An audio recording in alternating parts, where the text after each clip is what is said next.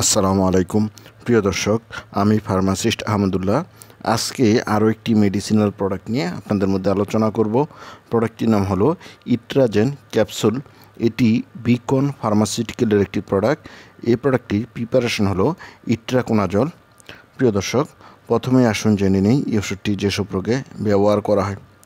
ওরোফেরিঞ্জিয়াল candidiasis, এটি হলো ছত্রাক দ্বারা আক্রান্ত মুখে ও গলার মধ্যে এক ধরনের ঘা, যার লক্ষণ হলো জিহ্বা সাদা হয়ে যাবে এবং গলার ভিতরটা লাল হয়ে যাবে।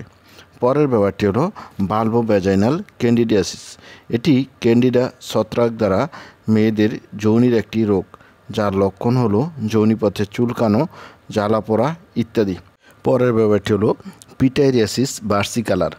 এ রোগের কারণে চামড়া রং বদলায়, যেমন সাদা চামড়া গোলাপি, লাল অথবা ফ্যাকাশি বাদামি বর্ণ ধারণ করতে পারে প্যাচ আকারে, অথবা এ রোগটিকে এক কথায় সুলি বলা হয়। টিনিয়া পেডিস এক ধরনের খুজলি বা চুলকানি, যা পা, পায়ের আঙুল এবং শরীরের বিভিন্ন জায়গায় হতে পারে, যার লক্ষণ হলো চুলকানো, লাল হওয়া ও গুটি গুটি হয়ে যাওয়া। টিনিয়া কর্পোরিস এক ধরনের দাঁত বা দাউদ, যা বেশিরভাগ পা ও উরুতে হয়।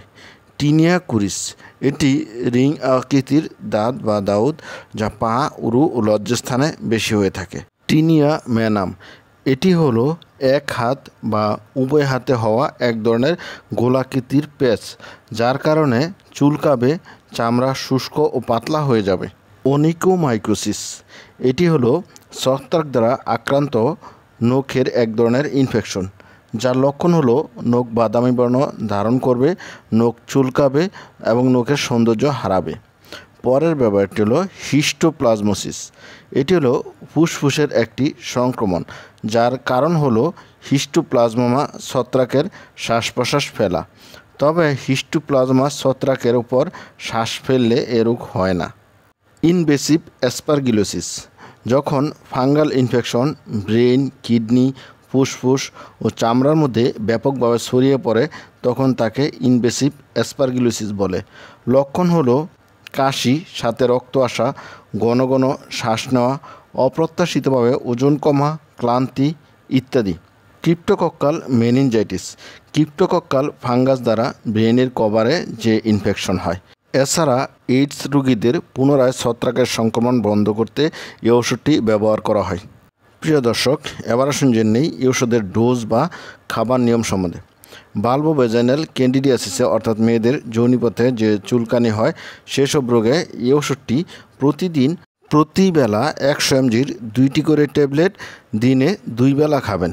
আর এ রোগের চিকিৎসায় এই ওষুধটি একদিনই খাবেন। পিটাইরিয়াসিস ভার্সিকালারে এই ওষুধটি 100 mg 2টি ট্যাবলেট একবেলা করে খাবেন 7 দিন। টিনিয়া কর্পোরিস এবং টিনিয়া কুরিসে অর্থাৎ দাঁত বা দাউদের চিকিৎসায় এই ওষুধটি প্রতিদিন 100 mg 1টি করে ট্যাবলেট একবেলা করে খাবেন 15 দিন, আর 200 mg করে খেলে 7 দিন খাবেন। টিনিয়া পেডিস এবং টিনিয়া মানামে অর্থাৎ খুজলিতে এই ওষুধটি প্রতিদিন প্রতিবেলা 1টি করে ট্যাবলেট কমপক্ষে 30 দিন খাবেন। ওরোফেরিঞ্জিয়াল ক্যান্ডিডিয়াসিসে অর্থাৎ মুখের গায়ে এই ওষুধটি প্রতিদিন 100 mg হারে দিনে একবার করে 15 দিন খাবেন। ওনিকোমাইকোসিস অর্থাৎ নখের ফাঙ্গাল ইনফেকশনে এই ওষুধটি প্রতিদিন 200 mg হারে দিনে একবার করে 3 মাস খাবেন। এইডস রোগীদের ধারাবাহিক চিকিৎসায় প্রতিদিন 200 mg হারে দিনে একবার করে রোগ প্রতিরোধ ক্ষমতা স্বাভাবিক অবস্থায় না আসা পর্যন্ত খাবেন। প্রিয় দর্শক, এই ওষুধটি যেহেতু 100 mg, যেখানে 200 mg করে খেতে বলা হয়েছে, সেখানে এই ওষুধটি 100 mg 2টি করে ট্যাবলেট খেতে হবে। প্রিয় দর্শক, এই ওষুধটি ডোজ নির্বাচনে অবশ্যই রেজিস্টার্ড চিকিৎসকের পরামর্শ অনুযায়ী খাবেন। প্রিয় দর্শক, এবার আসুন জেনে নেই এই ওষুধের সাইড ইফেক্ট বা পার্শ্ব প্রতিক্রিয়া সম্বন্ধে।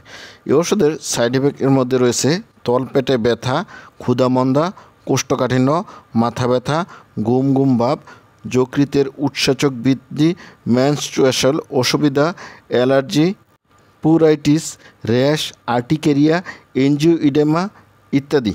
দীর্ঘদিন ব্যবহারে হাইপোক্যালেমিয়া, ইডিমা, চুল পড়ার মতো উপসর্গ দেখা দিতে পারে। প্রিয় দর্শক, এবার আসুন জেনে নেই এই ওষুধের প্রেগনেন্সি ক্যাটাগরি। গর্ভাবস্থা এবং স্তন্যদানকালীন সময়ে এই ওষুধটি ব্যবহার করা যাবে না। বিশেষ সতর্কতা, এই ওষুধটি কেবলমাত্র রেজিস্টার্ড চিকিৎসকের পরামর্শ অনুযায়ী ব্যবহার করবেন। সকল ওষুধ শিশুদের নাগালের বাইরে রাখবেন। কম তাপমাত্রায় অর্থাৎ 25 ডিগ্রি সেন্টিগ্রেড তাপমাত্রার মধ্যে সংরক্ষণ করবেন। ঠান্ডা ও শুষ্ক স্থানে রাখবেন। প্রিয় দর্শক, এবার আসুন জেনে নেই এই ওষুধের প্রাইস সম্বন্ধে। এই ওষুধের প্রতিটা 100 mg ক্যাপসুলের দাম 17 টাকা। প্রিয় দর্শক, এই ছিল ইট্রাজেন ক্যাপসুল সম্বন্ধে গুরুত্বপূর্ণ ইনফরমেশন। আসসালামু আলাইকুম।